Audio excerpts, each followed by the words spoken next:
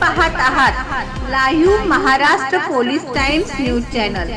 जिल्ह्यातील नागरिकांना गॅस पुरवठाबाबत जिल्हाधिकारी कार्तिकेयन यांचं आवाहन। जिल्ह्यात गॅस तुटवड्याबाबत जिल्हाधिकारी कार्तिकेयन यांनी जिल्ह्यातील नागरिकांना आवाहन करताना कुठलीही टंचाई परिस्थिती नाही। ई-केवायसी बाबत आपण घर बसल्या QR कोडच्या माध्यमातून रजिस्ट्रेशन करू शकता।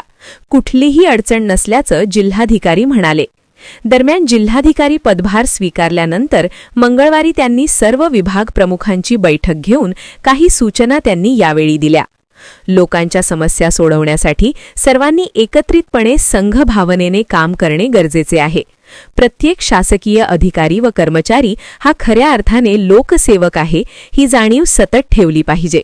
स्वतःची प्रतिमा पारदर्शक, प्रामाणिक आणि स्वच्छ ठेवणे ही प्रत्येकाची जबाबदारी आहे।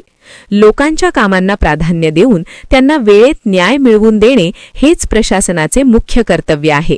हा दृष्टिकोन स्वीकारला तर नक्कीच सोलापूर जिल्ह्याचा लौकिक अधिक उंचावेल, असेही त्यावेळी म्हणाले। सर्वांना नमस्कार, मी कार्तिकेयन, जिल्हाधिकारी सोलापूर। आज मी LPG स्टॉकच्या बद्दल सविस्तर आढावा घेतलेले आहेत। मी सर्वांना सांगायचं इच्छितो की सर्वप्रथम सोलापूरमध्ये पॅनिक व्हायची काही गरज नाही आहे। दररोजच्या डिमांडपेक्षा अवेलेबिलिटी आमच्याकडे पुरेसे आहेत आणि ई-केवायसी आता विशेषतः मला अशा लक्षात आलं आहे की रांगेत एजन्सीच्या बाहेर रांगेत भरपूर लोक खडे आहेत।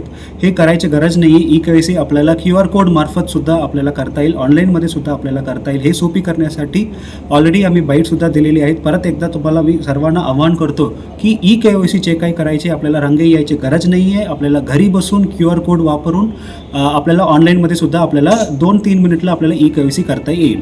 धन्यवाद।